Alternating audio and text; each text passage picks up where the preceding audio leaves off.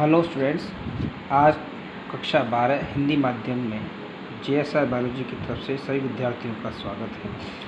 आज हम पाठ 13 से संबंधित कुछ शेष रह गए टॉपिक की बात करते हैं। तो आज का पहला टॉपिक है बसंतीकरण। क्या है बसंतीकरण? इसे अंग्रेजी में वर्नलाइजेशन भी कहा जाता है। क्या होता है आइए समझते हैं। सबप्रथम एक वैज्ञानिक थे लायंस को। कौन से थे? लायंस को। तो एक वैज्ञानिक थे लायंस को। उन्होंने देखा कि चावल में दो प्रकार की किस्म होती हैं, एक शीत किस्म और एक ग्रीष्म किस्म। शीत किस्म उसे कहते हैं जिसे कम तापमान की आवश्यकता होती है, सामान्य से कम तापमान पर वो पुष्पन या फूल उत्पन्न करती है। और ग्रीष्म ऋतु वाली फसल होती है वो तुलनात्मक रूप से उच्च तापमान पर फसल या पुष्पन पैदा करती है।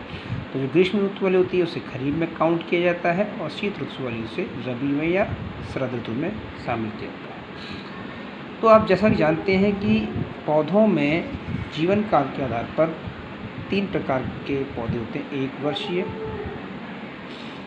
एक होते हैं द्विवर्षीय और एक होते हैं बहुवर्षीय, जिनका जीवन काल काफ़ी समय का होता है, दीर्घ समय।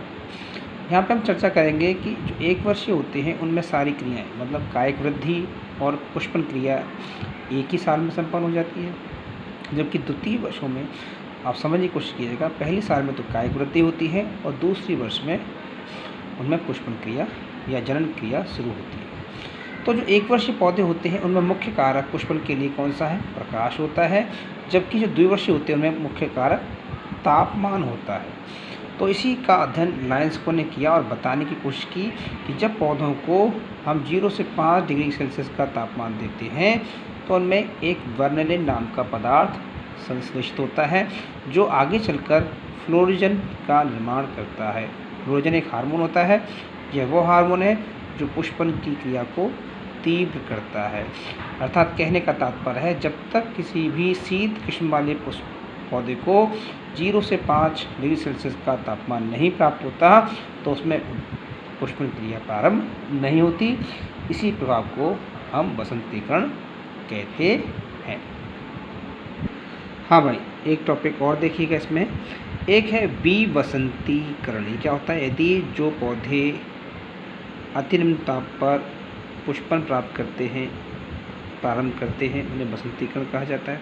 यदि हम उनको निम्न ताप देने के बजाय सामान्य से उच्च ताप दे दें, तापमान बढ़ा दें, T मतलब बढ़ा दें, राइज कर दें, तो उनमें बसंतीकरण पर निर्भरता या उसका प्रभाव नष्ट हो जाता है और इस गुण को विवसंतीकरण कहा जाता है। यानी उच्च तापमान के प्रभाव द्वारा वसंतीकरण की क्रिया को या प्रभाव को नष्ट कर देना विवसंतीकरण कहलाता है। आइए विद्यार्थियों, एक टॉपिक और लेते आगे। अगला टॉपिक है जीर्णता। जैसा कि आप सबसे परिचय हैं, जीर्णता का अर्थ होता है हिंदी में सामान्य भाषा में बुढ़ापा या वृद्धावस्था। तो पौधों में जो वृद्धावस्था आती है यानी मृत्यु से पहले की जो अवस्था होती है उसे हम जीर्णता कहते हैं। तो लियोपाल्ड नाम के वैज्ञानिक ने बताया कि जब पौधों में निरोधक हार्मोनों का संग्रह होने लगता है, अर्थात एब्सिक अम्ल, एथिलीन हार्मोन आदि अत्यधिक एकत्रित होने लगते हैं, तो धीरे धीरे पौधा जो है वो अपनी वृद्धि दर को रोक देता है और मृत्यु की ओर बढ़ने लगता है और उनकी जो कार्य क्षमता है, विभाजन क्षमता है, वो घटने लगती है और उसके शरीर में धीरे धीरे उत्सर्जी पदार्थ, विषैले पदार्थ बढ़ने लगते हैं या संचित होने लगते हैं और उसका शुष्क भार कम हो जाता है। तो लियोपाल्ड ने इस जीर्णता की अवस्था को 4 भागों में बांटा। आइए देखते हैं कौन कौन से हैं। पहला है संपूर्ण पादप जीर्णता, अर्थात कि कुछ पौधे जो 1 वर्ष काल के होते हैं, 1 वर्षीय होते हैं, जैसे कि टमाटर,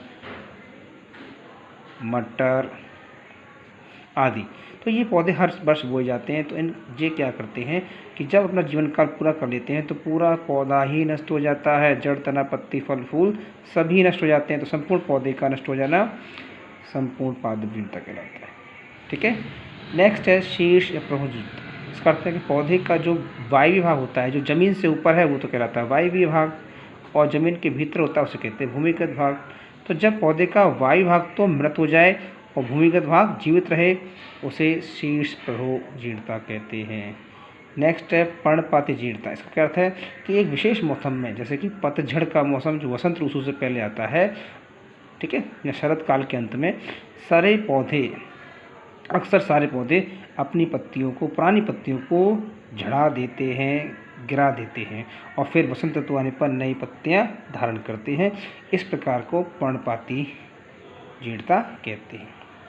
नेक्स्ट है क्रमिक जीर्णता। इसका क्या अर्थ होता है कि इसके दौरान पौधे का जो संपूर्ण भाग है, संपूर्ण शरीर है, वो एक साथ मृत नहीं होता, वो धीरे धीरे होकर जीर्ण होता है, वृद्ध होता है और फिर पूरा पौधा नष्ट होता है। एक साथ सारे भाग मृत नहीं होते, धीरे धीरे, जैसे पहले पत्तियाँ, फिर तना, फिर जड़ें होकर के वो मृत्यु की तरफ बढ़ता है। इसी घटना को हम क्रमिक जीर्णता कहते हैं। आइए स्टूडेंट्स, अगला और लास्ट टॉपिक है इस चैप्टर का विलगन। देखिए विलगन क्या होता है, आप समझ सकते हैं कि जब पौधे अपने मात्र पादप से किसी भाग को, चाहे पत्ती हो, चाहे फल हो या फूल हो, तो उनको अलग कर देता है। यानी ये फल, फूल, पत्तियां जब मुख्य पादप से, अपने मात्र पादप से टूट कर अलग होते हैं, वह घटना विलगन कहलाती है। ठीक है, तो यह एक जैविक क्रिया है और एक प्रकार का रक्षात्मक अनुकूलन है। कैसे रक्षात्मक अनुकूलन है कि जैसे ही पौधा परिपक्व होने लगता है तो उन पौधों की जो कोशिकाएं होती हैं, उनकी कोशिका भित्ति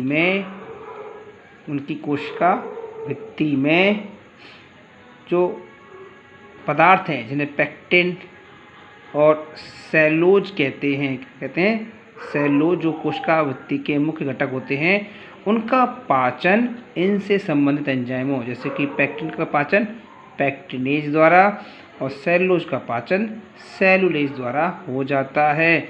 और धीरे धीरे क्या होता है, उन पौधों के मृत भागों में ये विलगन परत बन जाती है। इसमें सुबेरिन का जमाव हो जाता है। सुबेरिन एक प्रकार का वह पदार्थ है जो पौधों के मृत भागों में संचित होने लगता है।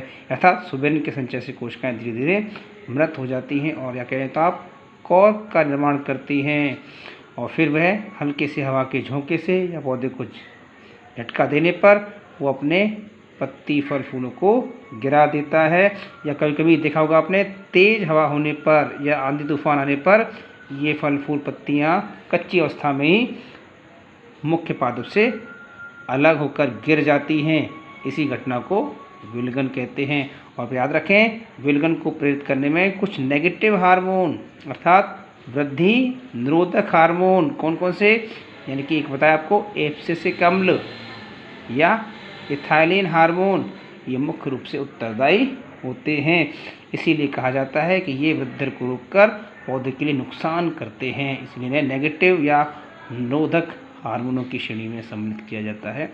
याद रखिए बेटा, दोबारा बोलता हूँ एक बार, कि वह घटना जिसके कारण पौधे की पत्तियां, फल, फूल अपने मुख्य या मात्र पादप से टूटकर अलग हो जाते हैं, यह घटना विलगन कहलाती है। और विलगन को प्रेरित करने में कुछ निरोधी हार्मोन एब्सिसिक अम्ल या इथाइलिन आदि सहायक होते हैं। और आप यह भी कह सकते हो कि जो मुख्य हार्मोन पौधे की वृद्धि के लिए उत्तरदायी हैं, जैसे ऑक्सिन, जिब्रेलिन, साइटोकाइनिन, ये उम्र बढ़ने के साथ साथ कम सांद्रता में बनने लगते हैं और इन्हीं की कमी की वजह से पौधे अपने इन भागों को अलग कर देते हैं, इसे विलगन कहा जाता है। ठीक है बेटा, मैं आशा करता हूँ कि आपको सब कुछ आज का समझ में आया होगा।